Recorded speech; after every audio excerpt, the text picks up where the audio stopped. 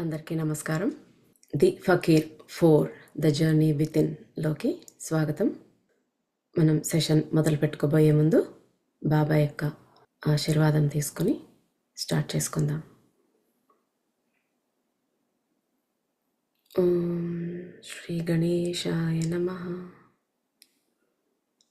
ఓం శ్రీ సరస్వతీ నమః.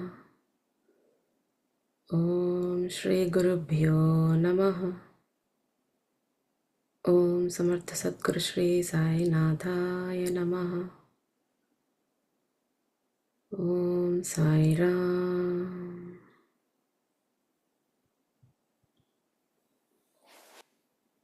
బాబా మనల్ని మనలోకి తీసుకుని వెళ్తున్నారని తెలుసుకున్నాం.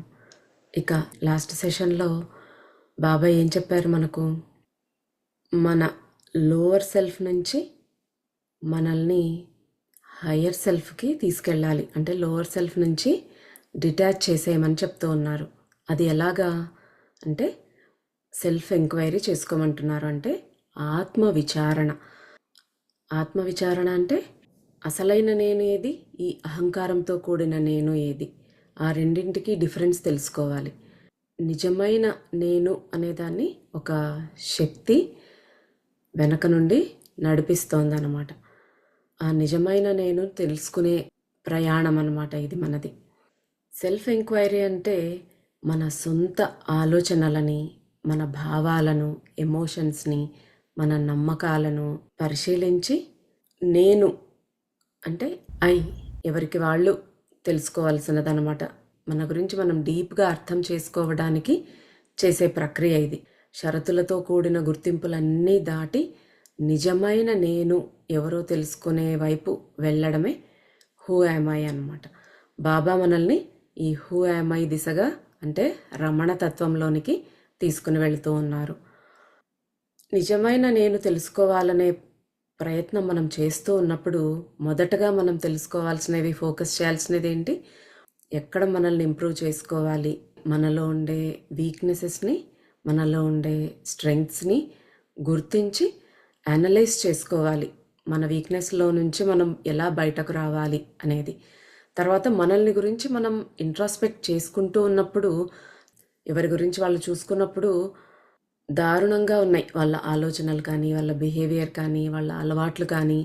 క్వాలిటీస్ని బట్టి అది ఎదవా అని తేల్చినా కూడా అలా కాదు నేను అని డాంబికంగా కప్పిపుచ్చుకోవాల్సిన అవసరం లేదు. మనము ఎలాగ ఉన్నామో మనల్ని మనం యాక్సెప్ట్ చేసుకోగలగాలన్నమాట.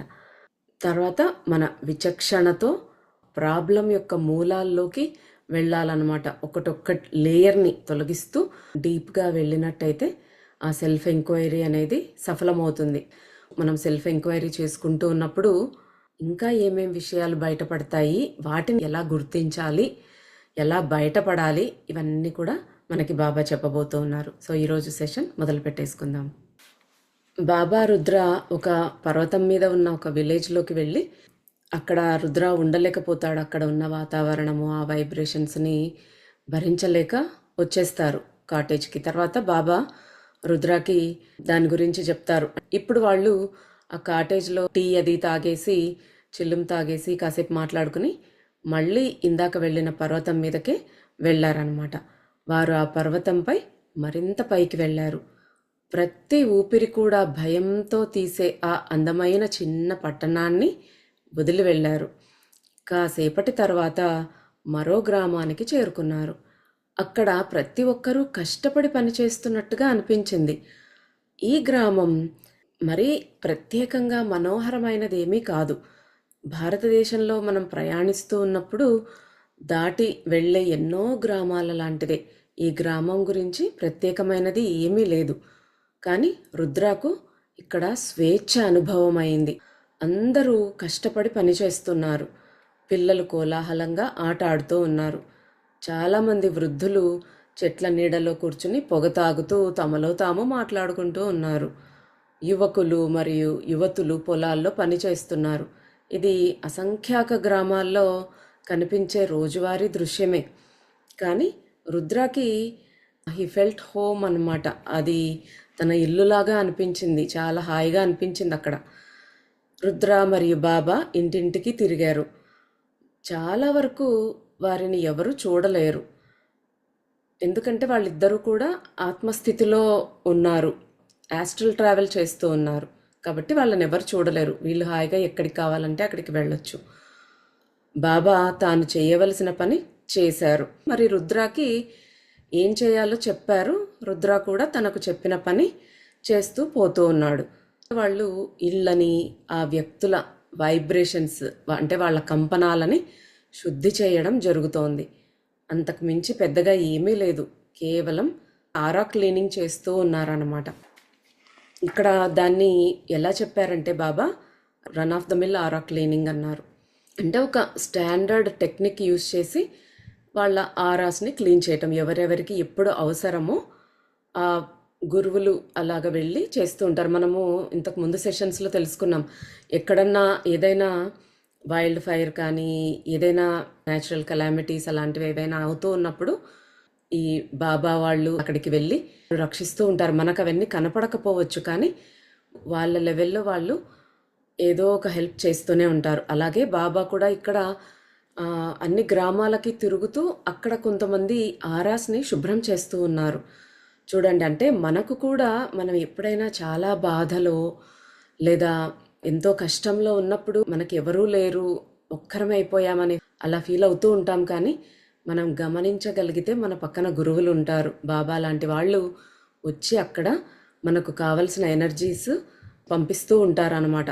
ఈ ఫకీర్ సిరీస్ సెకండ్ బుక్ మొదలు పెట్టినప్పటి నుంచి ఎన్నో ఉదాహరణల్లో అది చూసాం. రుద్ర ఫ్రెండ్ స్నేహ సూసైడ్ చేసుకోవాలనే ఆలోచనలో ఉన్నప్పుడు అక్కడికి అందరూ వస్తారు. గురువులు, పూర్వీకులు, ఈ మాస్టర్స్ అందరూ వచ్చి హెల్ప్ చేయడానికి ట్రై చేస్తారు. అంటే ఏ రకంగా అయినా ఆ శక్తి ప్రసారం అనేది చేసి మనము అంత డీప్కి వెళ్ళిపోకుండా చూస్తారు అనమాట. కానీ మనం ఎప్పుడైతే డిప్రెషన్లో, బాధలో కూరుకుపోయి మన చుట్టూ ఒక గోడ కట్టేసుకున్నట్టుగా పెట్టేసుకున్నామంటే ఈవెన్ వాళ్ళు కూడా, మాస్టర్స్ కూడా యాక్సెస్ చేయలేరు అనమాట మన ఆరాని. వాళ్ళని బ్లాక్ చేసేసినట్టుగా అవుతుంది. అలాగా ఎన్నో ఎగ్జాంపుల్స్లో చూసాం మనం. అంటే మనము అలాంటి సిచ్యుయేషన్స్లో ఉన్నప్పుడు మనకు హెల్ప్ చేయటానికి మాస్టర్స్ కంపల్సరీ వస్తారు అనేది మనం గుర్తుంచుకోవాలి. ఇక్కడ కూడా ఒక ఊరికి వెళ్ళి వాళ్ళకి ఒక ఏదైనా నెగిటివ్ ఎనర్జీ ఉంటే దాన్ని తొలగించి వాళ్ళని ఫిజికల్గా, ఎమోషనల్గా వాళ్ళకి కాస్త స్వస్థత చేకూరుస్తారనమాట. అలా వాళ్ళు ఆరా శుభ్రపరిచిన అనేక ఇళ్ళు మరియు పొలాల్లో కొంతమంది వ్యక్తులు సెల్ఫ్ డైరెక్టెడ్ గిల్ట్, చేయరాంది ఏదో చేశారు, దానివల్ల ఒక అపరాధ భావన అనేది వాళ్ళ మనసుల్లో గమనించాడనమాట.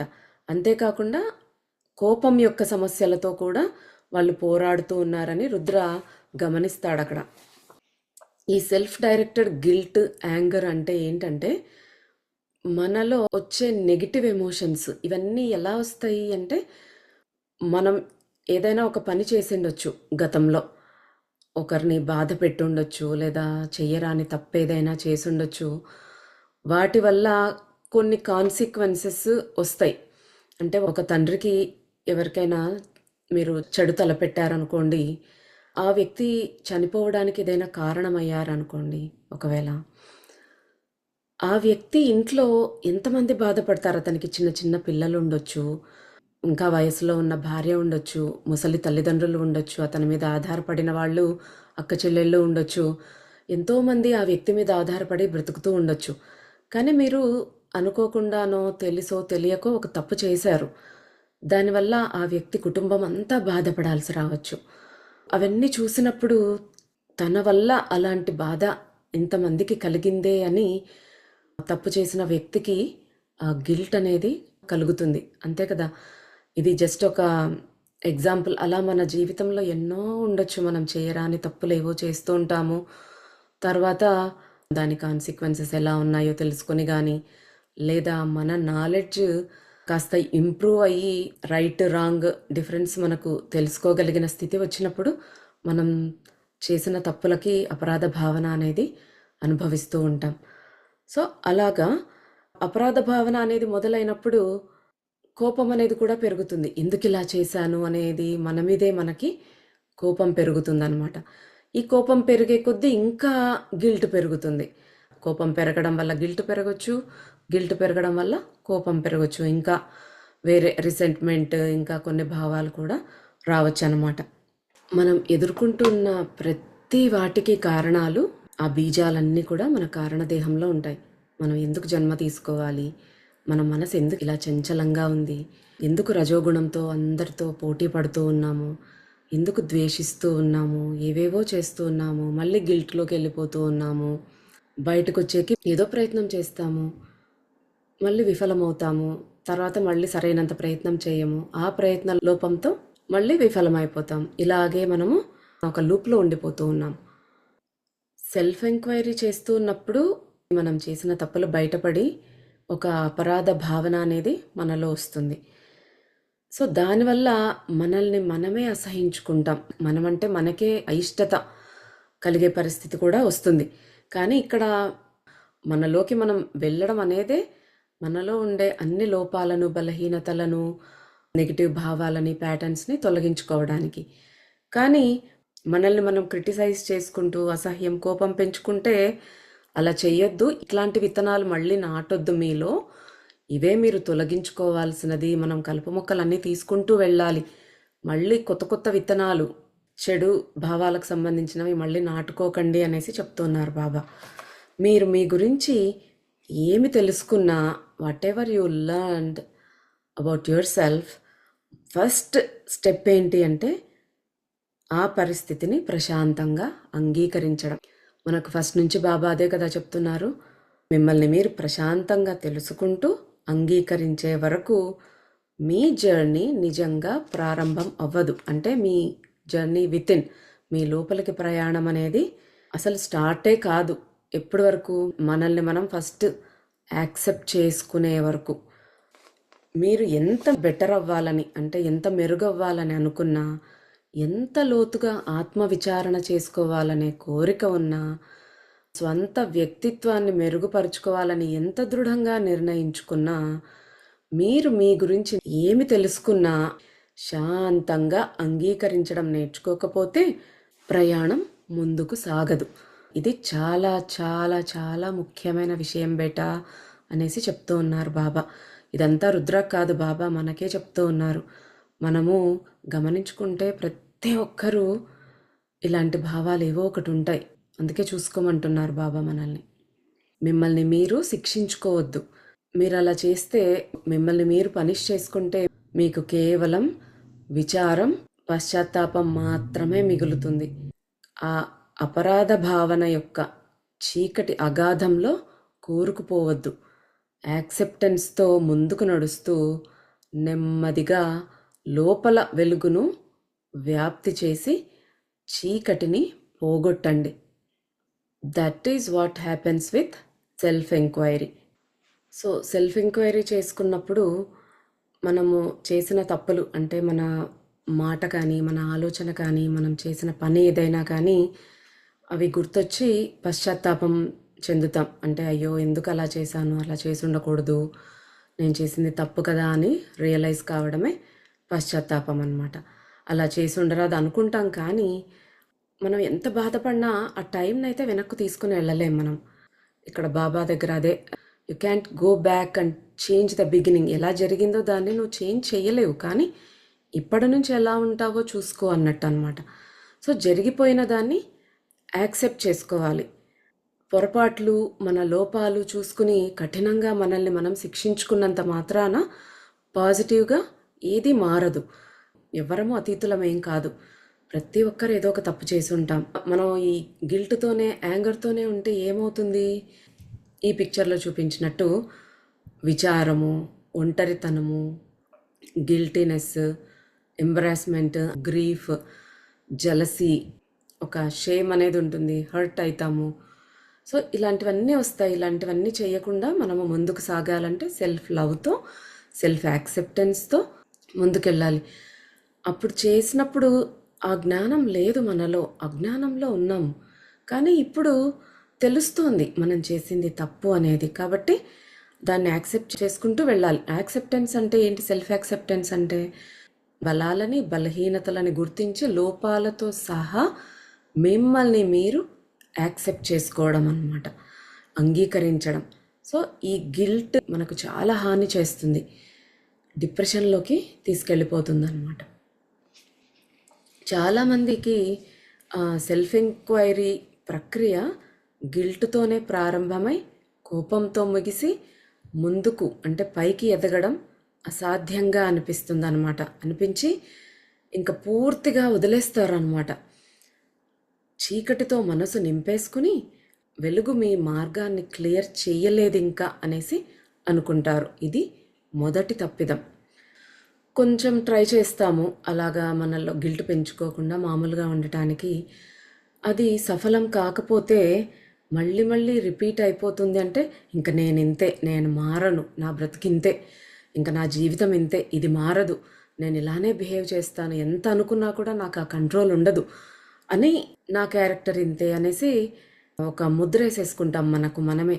అంతేకాకుండా పక్కన వాళ్ళు ఎలాగూ ఉంటారు, ఎవరో ఒకరు మన మీద ముద్రలు వేసేవాళ్ళు. ఇది ఇంతే, గయ్యాళి గంప, ఇది మారదు, ఎప్పుడు రుసరుసలాడుతూ ఉంటుంది, ఇలాగ మనకు పేర్లు పెట్టి మనకి ముద్రలు వేస్తూ ఉంటారనమాట. అలాగ అనుకొని ఇంకా నేను మారను, నా జీవితం ఇంతే అనుకుంటూ ఒక నెగిటివ్ నోషన్లోకి పడిపోతామన్నమాట. మనకు మనమే కన్విన్స్ చేసేసుకుంటాం ఇంక ఇంతే, నేను ఇంతకన్నా ముందుకు వెళ్ళలేను అని. సో అలాగ అనుకుంటే ఇంకా వదిలేస్తే, ట్రై చేయకపోతే అది మనం చేసే ఫస్ట్ మిస్టేక్ అనమాట. అలా అనుకోకూడదు ఎవరికి వాళ్ళు అనేసి చెప్తూ ఉన్నారు. ఇది ఎల్లప్పుడూ నివారించవలసిన ప్రమాదకరమైన తప్పిదం, అంటే ఎప్పుడు అవాయిడ్ చేయాల్సిన ఒక తప్పు అన్నమాట. ఏమైనప్పటికీ వ్యక్తి తనను తాను శాంతంగా అంగీకరిస్తే అతను లేదా ఆమెలో మార్పు జరుగుతుంది. ఒక్కొక్క చుక్క నీళ్లు ఒక సముద్రాన్నే నింపగలుగుతుంది. సో అది ఎప్పుడు మర్చిపోవద్దు, గుర్తుంచుకోండి. శక్తికి ఏ భావోద్వేగము లేదు. నీటిలాగానే మనం ఏ ఉద్దేశంతో దాన్ని నింపుతామో అది ఆ ఆకారం తీసుకుంటుంది. కాబట్టి మీరు రాసి పెట్టున్న దాన్ని, అంటే తెచ్చుకున్న దాన్ని, విధిని శాంతంగా అంగీకరించవచ్చు, లేదా విరుచుకు పడిపోయి పరిస్థితిని మరింత గందరగోళానికి గురి చేయవచ్చు. అభివృద్ధి చెందడానికి లేదా నాశనం అయిపోవడానికి కావలసిన శక్తి మీ చేతుల్లోనే ఉంది. స్వేచ్ఛా సంకల్పం శక్తి విధి శక్తి కంటే కూడా, దేవతల కంటే కూడా చాలా రెట్లు గొప్పది. మనము నీళ్లు ఒక పాత్రలో పోసామనుకోండి, ఆ షేప్ వస్తుంది. ఒక బాటిల్లో పోస్తే వాటర్ ఆ షేప్, అంటే దానికంటూ ఒక ప్రత్యేకమైన షేప్ కానీ టేస్ట్ కానీ కలరు ఉండదు. మనం ఏ టైప్ ఆఫ్ పాత్రలో వేస్తే ఆ కలరు ఆ షేపు తీసుకుంటుంది. అలాగే శక్తికి కూడా, ఒక ఎనర్జీకి కూడా దానికంటూ దానికి ఒక ఉద్దేశం అనేది ఏమీ ఉండదు, ఒక ఇంటెంట్ అనేది ఏది ఉండదు. అది నువ్వు పాజిటివ్గా ఆలోచిస్తే పాజిటివ్ ఎనర్జీగా నీలో శక్తి నిండుతుంది, నువ్వు నెగిటివ్గా ఆలోచిస్తే నెగిటివ్గా నీలో శక్తి నిండుతుంది అనమాట. సో అంతా మీ చేతుల్లోనే ఉంది. ఇదంతా పాజిటివ్ నెగిటివ్ థింకింగ్లోనే అనమాట. అంతా మన ఆలోచనల్లోనే ఉంది. ఒక్క నిమిషం పరిస్థితిని నార్మల్గా చూస్తే, మన ఆలోచనలు పక్కన పెట్టి చూస్తే మనకేది టెన్షన్ అనిపించదు. ఒక దాని గురించి ఏదో చాలా బాధపడుతూ ఉంటాం, తనకలాడిపోతూ ఉంటాం. అదంతా మన ఆలోచనలే. మనలో ఆలోచన అలా ప్రేరేపిస్తూ మన మనసుని ఇబ్బంది పెడుతూ ఉంటుందన్నమాట. కాసేపు ఆలోచించాం, పడుకునేస్తాం, అప్పుడు బాధపడతామా? ఆ బాధ అనేది ఉండదు. సో ఆలోచనలే మనలో అలాంటి ఆందోళనలు రేపుతాయన్నమాట.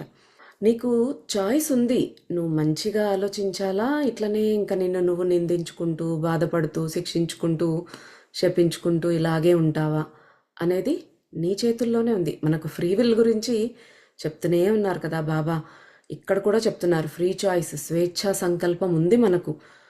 ఏదైనా ఇలా చేయొచ్చు, అలా చేయకూడదు, ఇది ఆలోచించవచ్చు, ఇది ఆలోచించకూడదు అనే చాయిస్ మనకుంది. కాబట్టి దాన్ని యూస్ చేసుకోండి. సో దాన్ని యూస్ చేసుకుని స్వేచ్ఛా సంకల్పాన్ని మిమ్మల్ని మీరు ఇంప్రూవ్ చేసుకునే దిశగా వెళ్ళొచ్చు. లేదంటే అదే నెగిటివ్ థాట్స్నే ఆశ్రయించి నెగిటివ్ ఎనర్జీతో నిండిపోయి ఫ్రస్ట్రేషన్తో, నిరసనతో, కోపంతో, క్రిటిసిజం అంటే విమర్శ చేసుకుంటూ ఇలాంటివన్నీ చేస్తూ మన పరిస్థితిని మనమే దిగజార్చుకోవడానికి కూడా మనకే చాయిస్ ఉంది. ఫ్రీ విల్ ఎంత పవర్ఫుల్ అంటే ఆ భగవంతుడు కూడా మనం ఆ ఫ్రీ విల్తో ఏ నిర్ణయం తీసుకుంటామనేది గెస్ చేయలేడు. అందుకే చెప్తున్నారు బాబా, మన విధి కంటే కూడా దేవీ దేవతల కంటే కూడా బలమైందనమాట, చాలా రెట్లు గొప్పది ఫ్రీ విల్ అనేది. చెప్పారు కదా, మన చేతిలో ఉండే ఒక పదునైన ఆయుధం అది, దాన్ని మనం ఎలా యూజ్ చేస్తాము అనేది. అయితే బాబా, అపరాధ భావం, కోపం, మనకున్న ఈ కాంప్లెక్సెస్ ఇవన్నీ కూడా దాటి, అంటే ఇన్ఫీరియారిటీ కాంప్లెక్స్, సుపీరియారిటీ కాంప్లెక్స్ అన్నీ ఉంటాయి కదా, వీటన్నింటినీ దాటి ఎలా వెళ్తాం ముందుకు అని అడుగుతున్నాడు రుద్ర. ఎందుకంటే మా స్వంత లోతుల్లో ఎంత లోతుగా తవ్వితే అంత బ్యాగేజ్ బయటకు వస్తూనే ఉంటుంది. ఎంత డర్ట్, మురికి అనేది మేము లోపలికి వెళ్ళి మేము ఆలోచన చేసుకుంటూ మమ్మల్ని మేము తరచి చూసుకునే కొద్దీ వస్తూనే ఉంటుంది. మరి దాని నుంచి ఎలా బయటపడాలి బాబా అనేసి అంటున్నాడు రుద్ర. అంటే మై స్వీట్ ఫ్రూట్ కేక్, చూడండి బాబా ఎంత ప్రేమగా పిలుస్తూ ఉన్నాడు. ఎల్లప్పుడూ గుర్తుంచుకో, లోవర్ ఎనర్జీస్ ఎప్పుడు మన బ్యాలెన్స్ని, సమతుల్యతని కోల్పోయేలా చేసి గందరగోళాన్ని సృష్టించటానికి మిమ్మల్ని వాహనంగా ఉపయోగించుకుంటాయి. ఎందుకంటే అదే వాటి ఆహారం, జీవనాధారం. లోవర్ ఎనర్జీస్ అన్ని చోట్ల ఉన్నాయి, ప్రతి చోట ఉన్నాయి. వాటికి స్వర్గంలో ప్రవేశం లేకపోవడంతో అంతటా తిరుగుతూ సృష్టిలోని అన్ని జీవుల అన్సెంటర్డ్నెస్ని తింటూ ఈ ఎనర్జీస్ జీవిస్తున్నాయి. అంటే వీక్ మైండ్స్ ఉన్న వాళ్ళే ఎక్కువగా నెగిటివ్గా ఇన్ఫ్లుయెన్స్ అవుతారు. ఇప్పుడు బ్యాడ్ సోల్స్ అనేవి అంతటా ఉంటాయి. కొన్ని ఆత్మలు ప్రతీకారంతో, కోపంతో ఫుల్ నెగిటివ్గా ఉండి అవి పైకి వెళ్ళలేక ఇక్కడే ఉంటూ, చెప్పుకున్నాం కదా, అర్త్ బౌండ్ సోల్స్ ఉంటాయి కొన్ని. అవి కొన్ని మంచివి ఉంటాయి, కొన్ని అంటే నెగిటివ్ భావాలతో ఎక్కువగా జీవించిన వాళ్ళకి అది ఎర్త్ బౌండ్ సోల్ కూడా నెగిటివ్గా ఉంటుందన్నమాట. సో మన చుట్టూ కూడా ఎన్నో నెగిటివ్ ఎనర్జీస్ ఉంటాయి. మనకు కనపడకపోవచ్చు, మనకు గాలి కనపడట్లేదని గాలి లేదనగలమా? అలాగే మన చుట్టూ ఎన్నో నెగిటివ్ ఎనర్జీస్ ఉంటాయి. అవన్నీ కూడా వీక్ మైండ్ ఉన్న వాళ్ళని పట్టుకుంటాయి అన్నమాట. ఇప్పుడు మనం కసాపురం లాంటి ఆంజనేయ స్వామి క్షేత్రాలు కానీ, దత్తక్షేత్రాలు వెళ్ళి దర్శించినట్టయితే అక్కడ ఈ దయ్యాలు పట్టిన వాళ్ళు ఊగుతూ, ఏదో అరుస్తూ, జుట్టు విరబోసుకుని పిచ్చి పిచ్చిగా మాట్లాడుతూ చేస్తూ ఉంటారు. ఈ దుఃఖము, డిప్రెషను, బాధ, కోపము ఇలాంటి నెగిటివ్ ఎమోషన్స్ ఎక్కువగా ఉన్న వాళ్ళకి ఆ ఎనర్జీస్ కూడా లో ఎనర్జీస్ ఉంటాయన్నమాట. అలాంటి వాళ్ళల్లోకి, ఎస్పెషల్లీ బాధ, భయంతో ఉన్న వాళ్ళకి ఆ లోవర్ ఎనర్జీస్ అన్నీ కూడా వీళ్ళల్లోకి వస్తాయన్నమాట, పట్టుకుంటాయన్నమాట ఆ లోవర్ స్పిరిట్స్ అన్నీ కూడా. అందుకే మనలోకి వేరే ఆత్మ ప్రవేశించకుండా ఉండాలి అంటే మనం స్ట్రాంగ్గా ఉండాలి. ఎప్పుడైనా మన ఆలోచన కానీ, మన భావాలు కానీ, ఎమోషన్స్ పాజిటివ్గా ఉండాలన్నమాట. అప్పుడు మనలోకి ఏవి ప్రవేశించలేవు, మనం అలౌ చెయ్యమన్నమాట. మన కాన్షియస్ అలౌ చెయ్యదు. కానీ ఇలాంటి డార్క్ ఎనర్జీస్ అన్నీ కూడా ఈ వీక్ మైండ్ వాళ్ళని పట్టుకుంటాయి అన్నమాట. అవి ఎదురు చూస్తూ ఉంటాయి, ఎవరు దొరుకుతారా అన్నట్టు. బాబా అదే చెప్తున్నారు, వాటికి స్వర్గంలో ప్రవేశం లేదు. సో అవి ప్రతి చోట తిరుగుతూ ఉంటాయి అన్నమాట. అన్సెంటర్డ్గా ఉండే వాళ్ళనే ఎక్కువ అఫెక్ట్ చేస్తాయి అన్నమాట. అంటే అంటున్నాడు రుద్ర, ఓ నా మూర్ఖపు పిల్లవాడా, ఒక వ్యక్తి విజయవంతం కాకూడదు అనుకునే వాళ్ళు ఎల్లప్పుడూ ఉంటారు. గుర్తుంచుకోండి, మనల్ని ఎంకరేజ్ చేసి ముందుకు పంపించే వాళ్ళు ఉండరు, కానీ ఎప్పుడు వెనక్కు లాగేవాళ్ళు మన చుట్టూ ఉంటారు. ఏది చేసినా డిస్కరేజ్ చేసేవాళ్ళు, మనల్ని బాధపడేలా చేసేవాళ్ళు ఎప్పుడూ ఉంటారు. ప్రతిసారి ఒక వ్యక్తి మంచి మార్గంలో నడవాలని అనుకున్నప్పుడు లెక్కలేనన్ని శక్తులు ఆ వ్యక్తిని విజయం సాధించకుండా అడ్డుకుంటూ ఉంటాయి. గుర్తుంచుకో, మంచిది, మంచిది కానిది అనే దాని మధ్య ఎప్పుడూ ప్రబలమైన యుద్ధం జరుగుతూనే ఉంటుంది. గుడ్ అండ్ బ్యాడ్ మధ్య ఎప్పుడూ ఫైటింగ్ ఉంటూనే ఉంటుందన్నమాట. ఇతరులను తమ పిచ్చితనం, స్వార్థం మరియు చీకటి శక్తుల మార్గంలో అనుసరించాలని అనుకునే వాళ్ళు ఎల్లప్పుడూ ఉంటారు. వారు మిమ్మల్ని వారి స్థాయికి దించడానికి సాధ్యమైన ప్రతిదీ చేస్తారు. మీరు ఎంత ఎత్తుకు ఎదుగుతున్నా వాళ్ళు ఆగరు, ఎగరనివ్వరు మిమ్మల్ని ఎత్తుకు. చీకటి మరియు ప్రతికూలత అంటే నెగిటివిటీ యొక్క అగాధంలోకి లాగాలని చూస్తారు. లెక్కలేనన్ని లో ఎనర్జీస్ మిమ్మల్ని దించాలని ప్రయత్నిస్తాయి. కానీ ఒక వ్యక్తి తన గమ్యం మరియు ప్రాధాన్యత గురించి స్పష్టంగా ఉన్నప్పుడు మాత్రమే ఆ వ్యక్తి అభివృద్ధి అంటే పరిణామం చెందడంలో విజయవంతమవుతాడు. అదే చెప్పుకున్నాం కదా, మనం స్ట్రాంగ్గా ఉండాలి. మన గమ్యం ఏంటి, మన ప్రయారిటీస్ ఏంటి, మనకు ఏది ఇంపార్టెంట్ అనేది మనకు స్పష్టత ఉండాలన్నమాట. మనం ముందుకు వెళ్ళాలి అంటే నెగిటివ్ ఎనర్జీస్ అనేవి గాల్లో ఎక్కడోనే కాదు, మన చుట్టూ ఉన్న ప్రతి ఒక్కరిలోనూ కూడా ఉంటాయి. మనల్ని లాగాలని చూసేవాళ్ళు ఎప్పుడూ ఉంటారు. మంచి కంటే చెడే ఎక్కువగా ఉంటుంది ఈ లోకంలో, దానికే బలం ఎక్కువగా కూడా.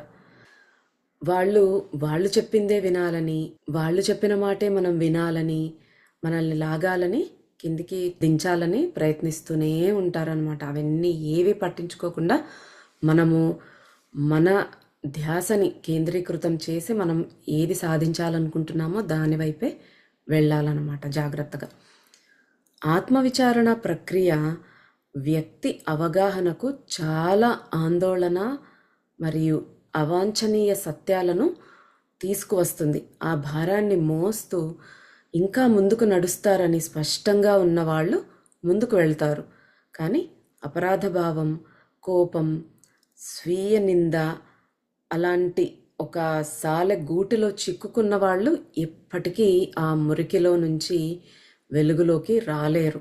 ఇది వినేకి చాలా సరళంగా ఉంటుంది, కానీ చేసేకి చాలా కష్టం. మీరు మిమ్మల్ని శిక్షించుకోవాలని అర్ధరహిత ప్రతీకార భావనతో ఉంటే మీరు మరింత లోతుగా వేగంగా బురదలో మునిగిపోతారు. మొదటి అడుగు ఎల్లప్పుడూ చాలా కష్టంగా ఉంటుంది. ఎందుకంటే అది ఏ మార్గంలో ప్రయాణించాలి అని కానీ, చేరాల్సిన గమ్యం మీద కానీ ఒక క్లారిటీ, ఒక స్పష్టత అనేది ఉండదు. ఇనిషియల్ స్టేజెస్లో అంటే ధ్యానం మొదలుపెట్టినప్పుడు కానీ, ఆత్మవిచారణ మొదలుపెట్టినప్పుడు, ఏదైనా ఒక సాధన, ప్రాణాయామ సాధన కానీ మొదలుపెట్టి మనల్ని మనం ఇంప్రూవ్ చేసుకోవాలనే ఆలోచనతో ముందుకు అడుగు వేసినప్పుడు, మనలోకి మనం ఎప్పుడైతే వెళ్తామో, మన గురించి మనం ఎప్పుడైతే ఆలోచించుకుంటామో అప్పుడు అన్నీ బయటకు వస్తాయి మనలో నుంచి.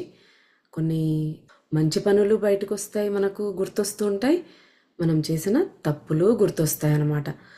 ఇవన్నీ కూడా ఒక పైన లేయర్ అనమాట మనకి. ఫస్ట్ ఈ పైన లేయర్ అనేదే మనం సాధన చేస్తున్నప్పుడు బయటకు వస్తుంది.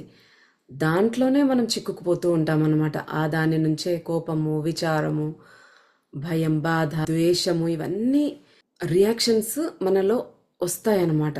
ఆ మెమొరీస్ అన్నీ గుర్తొస్తాయి. మనము ఎప్పుడో మన ఫ్రెండ్స్తో ఏదో తప్పుగా బిహేవ్ చేశామనో, తల్లిదండ్రులను బాధ పెట్టామనో, అత్తమామల్ని బాధ పెట్టామనో, లేదా భర్తతో తప్పుగా మాట్లాడామనో, యూజువల్గా మనకి ఎప్పుడో వస్తాయి అలాంటివన్నీ. ఒకరు మన నుంచి దూరం అయినప్పుడు వాళ్ళ గురించే మెమొరీస్ మనకి వస్తూ ఉన్నప్పుడు కానీ, ఆ టైంలో మనం ఏదైనా తప్పుగా ప్రవర్తించుంటే వాళ్ళతో ఇంకా బాధ అయిపోతుంది అనమాట. అయ్యో, వాళ్ళు ఉన్నప్పుడు నేను వాల్యూ తెలుసుకోలేకపోయాను, ఎంత తప్పుగా ప్రవర్తించాను, ఇప్పుడు నాకు కరెక్ట్ చేసుకోవడానికి కూడా వీలు లేదే అన్నట్టు. అలాంటి సిచ్యుయేషన్స్లో కూడా మనలో నుంచి అన్నీ బయటకు వస్తూ ఉంటాయన్నమాట. ఆ భావాలన్నీ, మనం చేసిన తప్పులన్నీ కూడా. తర్వాత ఆ రిగ్రెట్స్ అన్నీ కూడా మనం కొన్ని మర్చిపోవచ్చు, కానీ కొన్ని మాత్రం మన లోపల, మన సబ్కాన్షియస్ మైండ్లో అలానే గుర్తుండిపోతాయి. కరెక్ట్ చేసుకోలేము, చాలా బాధేస్తుంది గుర్తొస్తే. నాకు కూడా ఎన్నో ఉన్నాయి అలాగా, చేయకుండాల్సిందేమో, అసలు ఎందుకు చేశాను అలాగా అని ఎన్నోసార్లు ఆలోచించుకుంటాను. అవి గుర్తొచ్చినప్పుడంతా ఏడుపు వచ్చేస్తుంది, బాధేస్తుంది. కానీ అలాంటివన్నిట్లోంచి మనము చీల్చుకుని ముందుకు వెళ్ళాల్సిందే అనమాట.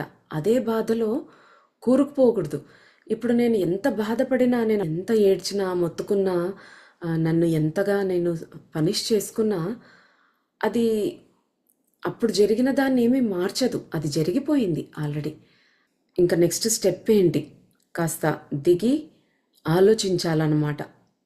ఇలాంటి సిచ్యుయేషనే మళ్ళీ ఇంకొకసారి వస్తే లైఫ్లో, ఇదే తప్పు రిపీట్ చెయ్యను అలా అనుకుని మనం ఏ దాని మీద ఫోకస్ చెయ్యాలో దాని మీద ఫోకస్ చేస్తూ వెళ్ళాలన్నమాట. మనలో డీప్ రూటెడ్గా ఏ సీడ్స్ అయితే ఉన్నాయో అలాంటి భావాలు, అలాంటి చేసే గుణం ఏదో ఉందో మనలో, ఆ గుణాన్ని తొలగించటానికి ఆ వైపుగా మనము ప్రయత్నం చేయాలన్నమాట. దానికి మనం ఆ భగవంతుడిని కూడా సపోర్ట్ తీసుకోవచ్చు. ఆ భగవంతుడి మీద నమ్మకం పెట్టుకుని మనలో ఉండే పశ్చాత్తాపాన్ని ఆయన ముందు వెలిబుచ్చవచ్చు. లేదా మనం ఎవరి పట్ల అయితే తప్పుగా ప్రవర్తించామో వాళ్లకు వెళ్ళి సారీ చెప్పగలగాలన్నమాట. వాళ్ళని క్షమాపణ అడగగలగాలన్నమాట. అలాగే తెలియక చేసిన తప్పుకు మనల్ని మనం క్షమించుకోగలగాలి. భగవంతుడికి పూర్తి శరణాగతి చేసి ఆయన ముందు నేను ఇది చేశాను, నేను చాలా తప్పు చేశాను తండ్రి, నేను చేసినది తప్పని నాకు ఇప్పుడు తెలుస్తోంది, ఎంతో బాధ పెట్టాను, ఎంతోమందిని బాధ పెట్టాను నేను అని పశ్చాత్తాపం పడాలి. అది ఒక ఎక్స్టెంట్ వరకే. ఇంకా ఆ పశ్చాత్తాపంలోనే జీవించకూడదన్నమాట. మనం చేసిన తప్పుకు బాధపడాలి అంతే, కానీ ఆ బాధే మనం అయిపోకూడదన్నమాట. మనం ఏం చేయాలనే మన విజన్ స్పష్టంగా ఉండాలి. నేను ఈ బాధలో కూరుకుపోవాలా, లేకపోతే దీన్ని దాటి ఇంకా ముందుకు వెళ్ళి మంచిగా మారాలా అనే స్పష్టత మనకు ఉంది అంటే మనం వేసే అడుగు కరెక్ట్గా ఉంటుందన్నమాట. అదే చెప్తున్నారు బాబా. అప్పుడు మిమ్మల్ని మీరు బ్లేమ్ చేసుకునే దాని నుంచి బయటకు వచ్చేస్తారు, ఆ మురికిలో నుంచి బయటకు వచ్చేస్తారు అనేది. సో అలా చేయకపోతే తీవ్ర పశ్చాత్తాపం తప్ప, ఆ బాధ తప్ప ఇంకేమీ ఉండదన్నమాట. సో పశ్చాత్తాపం లేదా చింతించడం అనేది మిమ్మల్ని మీరు ఇంప్రూవ్ చేసుకుంటూ ముందుకెళ్ళటానికి ఉపయోగిస్తే పర్వాలేదు, కానీ నిందించుకుంటూ శిక్షించుకోవడానికి ఉపయోగిస్తే ఇంకా నిరాశలో కూరుకుపోతారు. ముందుకు వెళ్ళడం సంగతి అటుంచి ఇంకా కిందికి పడిపోతారు. ఆత్మనింద చేసుకుంటూ కొన్ని జన్మల పాటు అలాగే కొనసాగుతారా, లేకపోతే అయ్యిందేదో అయ్యింది ఇక చాలు అనుకుని మారడానికి ప్రయత్నిస్తారా? చాయిస్ మీదే. మారడం కష్టంగానే ఉండొచ్చు, కానీ మునుపటి జీవితాన్ని అసహ్యించుకుంటూ గతంలో మీరు చెడుగా ఉన్నదానికి బాధపడుతూ కూర్చోకుండా మారండి. మిమ్మల్ని మీరు తప్ప మీరు మారుతారు అంటే ఎవరు అడ్డుపడే వాళ్ళేమీ లేరు. మీ గిల్ట్లోంచి బయటకు మిమ్మల్ని మీరే అడ్డుకుంటున్నారు రాకుండా. కాబట్టి ఆ అడ్డుగోడ కూలదోసి మిమ్మల్ని మీరే ముందుకు నడిపించుకోండి. మీరెవరో అర్థం చేసుకోండి మిమ్మల్ని మీరు. అప్పుడు వెలుగు వైపు వెళ్ళండి. ఎవెన్చువల్గా మీరే వెలుగుగా మారిపోతారు. ఇది కష్టమైన ప్రక్రియే, కానీ సీతాకోక చిలుకగా మార్చుకోవాలని అనుకుంటే ప్రారంభంలో కాస్త అసౌకర్యం, ఆందోళనకి సిద్ధంగా ఉండండి. మీరు పడిపోవచ్చని తెలిసినా ధైర్యంగా నడవండి. మళ్ళీ లేచి నిలబడడం మీ చేతుల్లోనే ఉందని తెలుసుకోండి. దైవంపై విశ్వాసం, ఆయన ఎప్పటికీ తప్పు కాదని విశ్వాసం ఉన్న వాళ్ళని భయం అనేదే తాకదు. ఈ ఆత్మవిచారణ చేసుకుని వీటిల్లో నుంచి బయటకు రావడం అనేది మొదట మనకు కష్టంగానే అనిపిస్తుంది. అది దాంట్లోంచి బయటపడి కాస్త జ్ఞానం వచ్చే వరకు మనలో కాస్త ఆందోళన అన్నీ ఉంటాయి. జ్ఞానం ఏంటంటే మనం వచ్చిందే ఇవన్నీ తెలుసుకోవడానికి, ఎక్స్పీరియన్స్ చేయడానికి. మనం జన్మ తీసుకున్నప్పుడే అన్నీ ప్లాన్ చేసుకున్నాం, ఏది ఎప్పుడు ఎలా అనుభవించాలి, ఎలాగా మన లైఫ్లోకి ఎవరు రావాలి, వాళ్ళ ద్వారా మనం ఏం నేర్చుకోవాలి, మనం చేసిన తప్పుకు మనకు తెలియాలి అంటే ఇంకొక వ్యక్తి మనకు వచ్చి ఆ తప్పు తెలియజేసేలాగా మన జీవితంలో ఎవరో ఒక వ్యక్తి రావచ్చు. ఇవన్నీ మనం ప్లాన్ చేసుకున్నవే. ఆ ఎక్స్పీరియన్సెస్ అన్నీ పొంది బ్యాక్ వెళ్ళాలన్నమాట భగవంతుడి దగ్గరికి. ఇవన్నీ మళ్ళీ నెక్స్ట్ టైం రిపీట్ చెయ్యకుండా నన్ను నేను మంచిగా కంట్రోల్ చేసుకునే మెంటల్ కెపాసిటీ నాకుంది, నాలో ఆ మెంటల్ స్ట్రెంగ్త్ అనేది ఇప్పుడుంది, ఆ బలం అనేది నాలో ఉంది. అప్పుడు తెలియక చేశాను, అజ్ఞానంలో అహంకారంలో చేశాను నేను. కానీ ఇప్పుడు అలా లేను, నేను మారాలి అని అనుకుంటూ ఉన్నాను. కాబట్టి ఇప్పుడు నేను ఇలాగా వీటన్నింటికి పడిపోను అని గట్టి సంకల్పం మనం ఎప్పుడైతే చేస్తామో అప్పుడు తప్పకుండా ఒక స్టెప్ ముందుకు వేస్తామన్నమాట. మనకు మనమే ఎంతసేపు కన్విన్స్ చేసేసుకొని నేను బయటికి రాలేను అనే ఇదిలో నా పరిస్థితి ఇంతే, నా లైఫ్ ఇంతే అని నిరాశపడిపోతూ కూర్చోకూడదన్నమాట. వివేకులు తమ అవసరాలు మరియు కోరికల మధ్య వ్యత్యాసాన్ని తెలుసుకుంటారు. మీరు వ్యత్యాసాన్ని తెలుసుకున్న తర్వాత మీరు ఎక్కడికి చేరుకోవాలని అనుకుంటున్నారో స్పష్టంగా తెలుసుకుంటే నన్ను నమ్మబ్బాయి, మీరు ఆ చోటుకు చేరుకుంటారు. నెమ్మదిగా అయినా సరే నిశ్చయంగా చేరుకుంటారు. మనకు ఆ డిఫరెన్స్ తెలియాలన్నమాట. ఒకప్పుడు ఆ పరిస్థితి వచ్చినప్పుడు ఒక తప్పు చేశాం, ఇప్పుడు మళ్ళీ అదే పరిస్థితి, సేమ్ టైప్ ఆఫ్ సర్కమ్స్టాన్సెస్ మళ్ళీ వచ్చాయనుకోండి, ఇప్పుడు నువ్వు ఎలా రియాక్ట్ అవుతున్నావు, ఇప్పుడు నువ్వు దాన్ని ఎలాగ డీల్ చేస్తూ ఉన్నావు, అప్పుడు చేసిన తప్పే చేస్తున్నావా, లేదా ఇప్పుడు మంచిగా అలాంటి తప్పు చెయ్యకుండా ఎలా ఉండాలో అలా ఉండాలనుకుంటున్నావా అనేది మనకే ఆ డిఫరెన్స్ అనేది తెలిసి మనం దాన్ని చూసుకుని ముందుకు వెళ్ళాలన్నమాట. మనకు తప్పు చేస్తున్నామని తెలిసినా కూడా మళ్ళీ రిపీట్ చేస్తున్నామంటే మళ్ళీ ఫ్యూచర్లో ఎప్పుడో ఇదే గిల్ట్ని అనుభవించాల్సి వస్తుంది. మనం ఒకసారి రియలైజ్ అయిన తర్వాత ఆ తప్పుని మళ్ళీ రిపీట్ చేయకుండా చూసుకోవాలన్నమాట. కానీ బాబా, ఇది కష్టమైన మార్గం.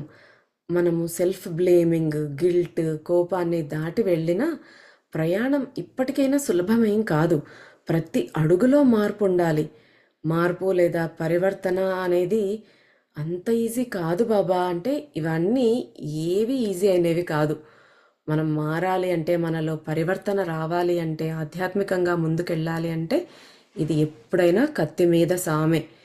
కాకపోతే మనము కొన్నిసార్లు అవమానపడాల్సి వచ్చినా సరే అహంకరించకుండా, మనలో అహం నేనేంటి, నాకెందుకు ఇలా జరుగుతుంది, నేను అలాగా అనే నేను అనేది తీసేసి ఆలోచిస్తే మనకు ఆ ఇది ఉండదన్నమాట. ఇప్పుడు బాబా అంటున్నారు, అవునబ్బాయి, మొదట కోపము, గిల్ట్, ఈ సెల్ఫ్ బ్లేమ్ అంటే స్వీయ నింద, వీటిని దాటి వెళ్ళాలి. అప్పుడు ఎక్కడానికి మరో కష్టమైన పర్వతం వస్తుంది. మనం ఒకటి దాటిన తర్వాత ఒకటి వదిలించుకున్నాక మళ్ళీ ఇంకోటి వదిలించుకోవడానికి ప్రయత్నిస్తూ ఉంటాం. ఒక పర్వతం అయిపోయాక ఇంకో పర్వతం వస్తుందన్నమాట ఎక్కడానికి. ఫస్ట్ కోపము, ఈ గిల్ట్ ఇవన్నీ వదిలించుకున్నామంటే ఆ పర్వతం ఎక్కేసాం, అది దాటేసాం. అప్పుడు ఇంకొకటి వస్తుంది, మనలో అహం వదిలించుకోవాలనో లేదా ద్వేషాన్ని వదిలించుకోవాలనో, మనలో ఉండే కామాన్ని దాటాలనో, అట్లా మనము ఒక్కొక్కటి ప్రయత్నము మన లైఫ్ అంతా నేర్చుకోవడమే అనమాట. ఒకటొక్కటి తెలుసుకుంటూ నేర్చుకుంటూ ముందుకు వెళ్ళడమే అనమాట. అయితే ఆరాటం, ఆకాంక్షలు మరియు గోల్స్ రియలిస్టిక్గా ఉండాలి. ఆధ్యాత్మికత మార్గంలో అతి పెద్ద ఆపదలలో ఒకటి అన్రియలిస్టిక్ స్కెడ్యూల్స్, మైల్ స్టోన్స్ పెట్టుకోవడం. మీరు ఎవరో, మీరు ఏమి చేయగలరో, ఎంత చేయగలరో తెలుసుకోండి. అప్పుడు మీ లక్ష్యాలను నిర్ణయించుకోండి.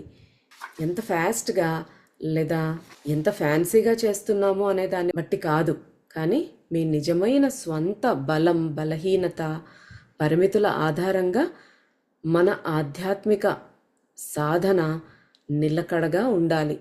సాధనలో ఊగిసలాట మన గొప్ప శత్రువు. మనం అన్రియలిస్టిక్ గోల్స్ నిర్ణయించుకున్నప్పుడే వస్తుంది. అంటే మన ఎక్స్పెక్టేషన్స్ రియలిస్టిక్గా ఉండాలన్నమాట. నేను మారాలి అనుకుంటున్నాను, ఈరోజు పడుకొని లేసేసరికి పొద్దునకల్లా నేను పూర్తిగా మారిపోయాను అనుకుంటే అవ్వదు. పొద్దునకల్లా ఏం మారిపోం మనం. మనకి లైఫ్లో ఎన్నో సిచ్యుయేషన్స్ వస్తూ ఉంటాయి, అప్పుడంతా ఫేస్ చేయడం తెలియదు. సో రియలిస్టిక్గా ఉండాలి నీ గోల్స్ అనేవి. నేను ఒక వారంలో $1 మిలియన్ సంపాదించేస్తాను అని ఒక కూలి చేసుకునేవాడు చెప్పాడు అనుకోండి, ఆ గోల్ రియలిస్టిక్గా లేదు అక్కడ. తను మెల్లగా ఒక ప్లానింగ్ అనేది చేసుకుని ఎంత కష్టపడితే నేను ఎంతెంత కూడబెట్టగలుగుతాను అనేది చూసుకుంటూ దానికి ఒక ప్లాన్ వేసి మెల్లగా ఓకే, నేను 1 సంవత్సరం లేదా 2 ఏళ్ళు లేదా 5 ఏళ్లలో ఇన్ని సంవత్సరాల్లో నేను సంపాదించగలను అని పెట్టుకోవచ్చు. కానీ నేను 1 వీక్లోనే మిలియనీర్ని అయిపోతాను అనేసి గోల్ పెట్టుకుంటే అది రీచ్ అవ్వలేరు. అలాగా మనం కూడా మనలో మార్పుకు మన గురించి ఫస్ట్ మనం ఎలాగ ఉన్నామో, మనకి ఎంత కంట్రోల్ అనేది ఉంది, అసలు మనం ఎవరము, మనలో ఏంటి బలాలు మనకు అనేది చూసుకొని నువ్వు డిసైడ్ చేసుకోవాలన్నమాట. నీ లిమిటేషన్స్ ఏంటి, అలాగ అన్నీ చూసుకొని ప్లాన్ చేసుకోవాలి. ఒక మైల్ స్టోన్ పెట్టుకోవాలి. ఓకే, నెక్స్ట్ ఇయర్ ఈ టైం కల్లా నాలో ఈ భావన అనేది ఉండకూడదు, నేను ఇలాగా తిండి మీద కంట్రోల్ చేసుకోలేకపోతూ ఉన్నాను. సో ఈ వచ్చే 6 మంత్స్లో చాలా ఫుడ్ మీద నాకు కంట్రోల్ రావాలి, నేను వెయిట్ తగ్గాలి ఇలా అనుకున్నాం అనుకోండి, మనం అడుగడుక్కు కొంచెం చూసుకోవాలి. ఏది మంచిది, ఏది మనలో వెయిట్ని పెంచదు, ఎలాగ మనము ఫుడ్ కంట్రోల్ చేసుకోగలుగుతాము, ఇలాంటివి కొన్ని చూసుకోవాలి. అది ఒకసారి మిస్ అయినా సరే మనల్ని మనం ఎక్స్క్యూజ్ చేసుకుని మళ్ళీ నెక్స్ట్ టైంకి మనకి మనము మంచిగా ఛాన్స్ ఇస్తూ రియలిస్టిక్ గోల్స్ సెట్ చేసుకుంటూ వెళ్ళాలన్నమాట. కాబట్టి సెల్ఫ్ బ్లేమ్ని దాటిన తర్వాత వేయాల్సిన ఫస్ట్ అడుగు వాస్తవిక లక్ష్యాలను నిర్ణయించుకోవడం. ఎగ్జాంపుల్ చెప్తున్నారు బాబా. ఒక వ్యక్తికి రోజు 100 సార్లు కోపం వస్తే, సరే నేను కోపం తగ్గించుకోవాలి అనుకుంటున్నాను కాబట్టి నేను ఈరోజు ఒక 10 సార్లు తక్కువగా కోప్పడతాను, అంటే 90 సార్లే కోప్పడతామన్నమాట. ఆ 10 టైమ్స్ ఏదో ఒక రకంగా ఆ కోపాన్ని కంట్రోల్ చేసుకోవాలి, రెసిస్ట్ చేయాలి. నేను కోప్పడకూడదు అని మళ్ళీ మళ్ళీ గుర్తు చేసుకుంటూ ఒక 10 సార్లు తగ్గించడానికి ట్రై చేయాలన్నమాట. అలాగా నిన్న 100 సార్లు వచ్చినైతే ఈరోజు 90 సార్లకు నేను తగ్గించుకోగలిగినాను. రేపు ఇంకొంచెం తగ్గించుకుంటా, 85 టైమ్సే కోప్పడతా, ఇంకొక 5 సార్లు తగ్గించుకోవడానికి ట్రై చేస్తా. అలాగా మెల్లగా మెల్లగా తగ్గించుకుంటూ 20 సార్లకు వచ్చేసేయాలి. నేను ఇంకా రోజులో 20 టైమ్సే కోప్పడేది, అంటే అంత 80% తగ్గిపోయింది నాలో కోపం, 20% ఉంది.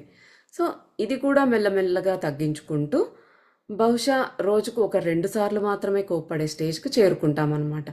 అంటే మనం ఒకేసారి గోల్ కాకుండా రియలిస్టిక్గా మనం చేయగలిగేలాగా మనకి ఎంత చేతవుతుందో ఎంత వీలవుతుందో మనం చూసుకొని ఆ గోల్ అనేది సెట్ చేసుకుంటూ కొంచెం కొంచెంగా ప్రయత్నిస్తూ ముందుకు వెళ్ళండి. ఇక్కడ కింద ఒక కాలు పైన కొండ మీద ఇంకో కాలు పెట్టలేం కదా, మెల్లమెల్లగా ఎక్కాలి. అలాగనమాట స్లోగా స్టడీగా చేయాలన్నమాట. ఊహించండి, రోజుకు 100 సార్లు కోప్పడే వ్యక్తి నేను ఈరోజు నుంచి కేవలం 2 సార్లే కోప్పడతా అని డిక్లేర్ చేశాడు అనుకోండి, అది అతనిలో గందరగోళాన్ని రేపుతుంది. కొంతమంది పూర్తిగా మౌనంలోకి వెళ్ళి సాధించవచ్చు, బట్ అది చాలా రేర్. ఒక సాధారణ వ్యక్తి రియలిస్టిక్గా సాధించగలిగేలా లక్ష్యం పెట్టుకోవాలి. అప్పుడు స్లోగా అయినా తప్పకుండా ఒకసారి కోప్పడేదానికి ఇంకోసారి కోప్పడేదానికి వచ్చే గ్యాప్ పెరిగి అసలు కోపమే తెచ్చుకోకుండా ఉండగలిగే స్థితికి చేరుకోవచ్చు.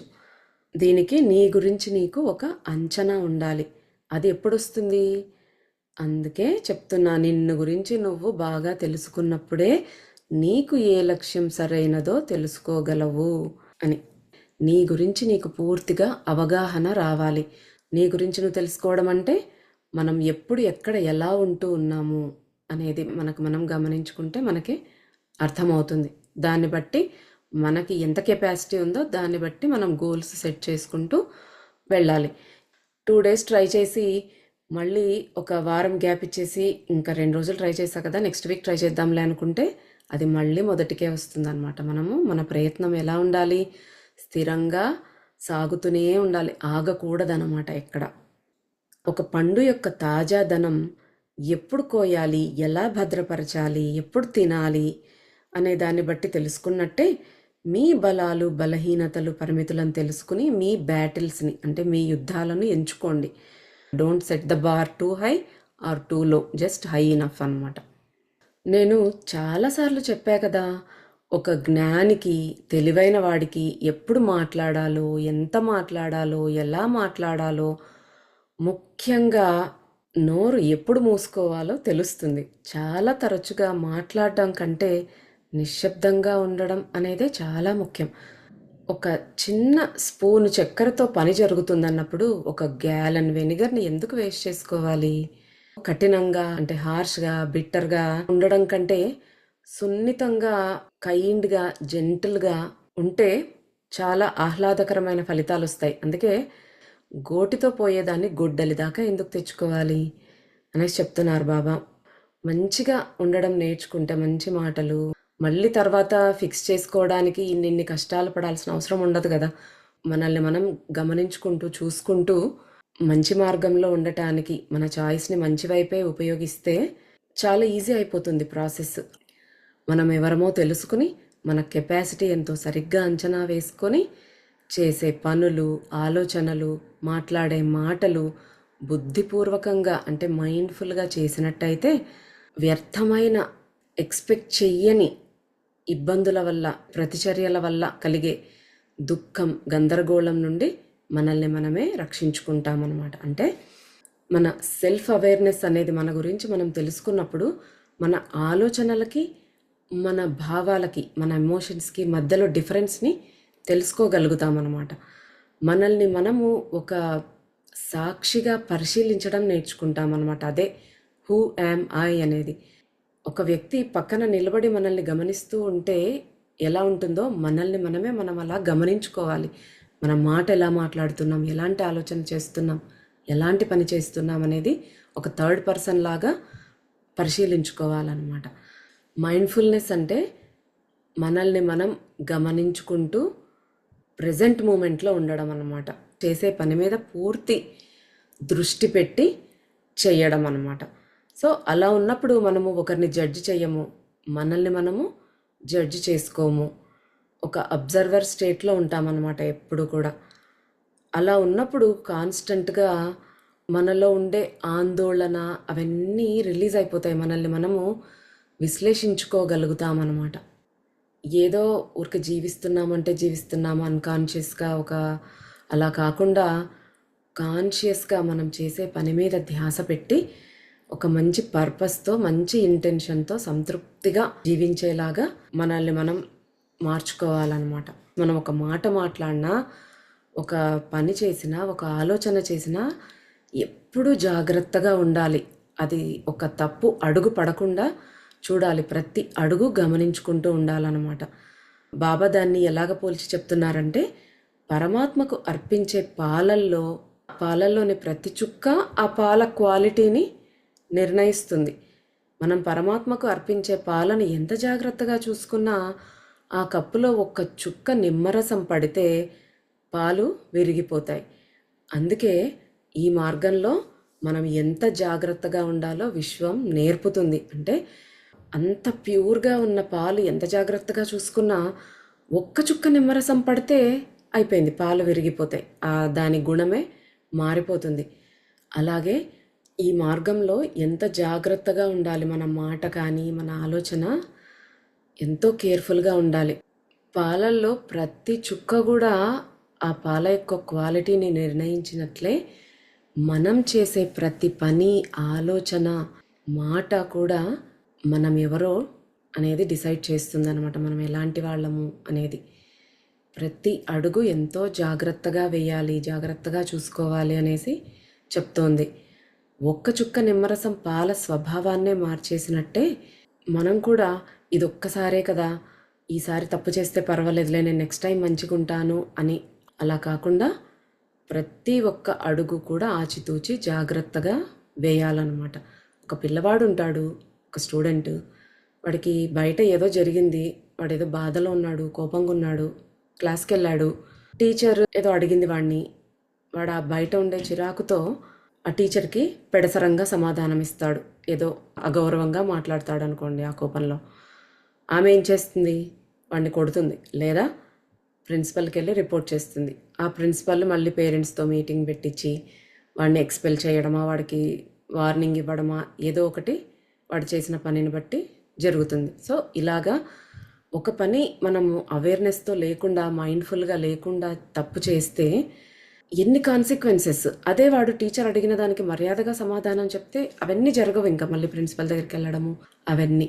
అలాగా మనము ఒక అడుగు కరెక్ట్గా వేసామనుకోండి, దాని నుంచి మళ్ళీ వేరే కాన్సిక్వెన్సెస్ అనేది బ్యాడ్గా రాకుండా ఉంటాయి. అవన్నీ మనము నివారించుకోగలుగుతాం.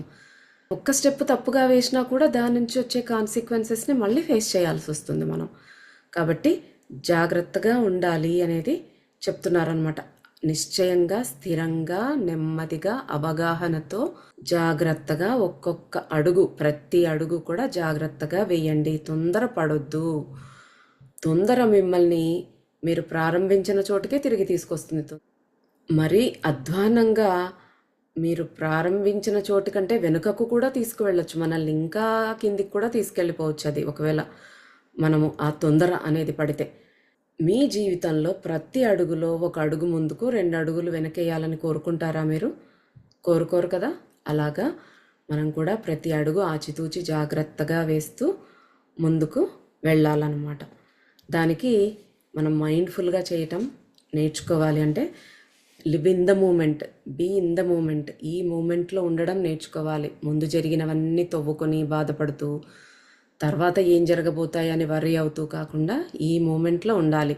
సరే, ఒకవేళ ఏదైనా పరిస్థితి వచ్చి ఏదైనా గుర్తొచ్చింది, అప్పుడు తెలియదు తప్పు చేశాను, ఆ తప్పుకు ఓకే పశ్చాత్తాపం పడాలి, కానీ మనల్ని మనం పరివర్తన చేసుకోవాలి, మార్చుకోవాలి, ట్రాన్స్ఫార్మ్ చేసుకుని ప్రాయశ్చిత్తం చేసుకోవడం. అంటే నెక్స్ట్ మనం అలాంటి సిచ్యుయేషన్స్ వచ్చినప్పుడు ముందు బిహేవ్ చేసినట్టు కాకుండా మెచ్యూర్డ్గా మంచిగా బిహేవ్ చేయాలి. మళ్ళీ మనం ఇంట్రాస్పెక్ట్ చేసుకోవాల్సిన అవసరం రాకుండా ఉండేలాగా మన బిహేవియర్ని మనము ఒక్కొక్క స్టెప్పే మెల్లిగా మార్చుకోవాలి. దానికి ప్రతినిత్యం మనల్ని మనము గమనించుకుంటూ ఉండాలి. మనం ఏది మాట్లాడుతున్నా, ఏం చేస్తున్నా, అది అన్నమాట ఇంపార్టెంట్ థింగ్.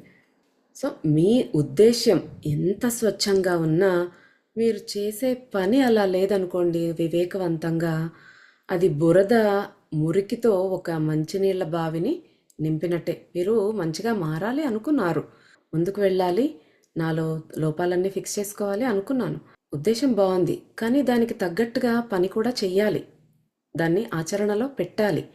ఆచరణలో పెట్టకుండా ఊరికే అనుకుంటూ ఉంటే ఏమీ రాదు. మనము చేసే పని మనం అనుకున్న దానికి తగ్గట్టుగా లేకపోతే ఏమవుతుంది?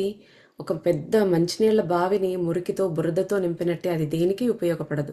అలాగే మనం అందరము కూడా ముందుకు ప్రయాణిస్తూ ఉన్నాం, పురోగతి చెందుతున్నాం. వీఆర్ ఆల్ వర్క్ ఇన్ ప్రోగ్రెస్సే. అంటే ఎవ్వరూ ఏమీ జ్ఞానులేం లేరు.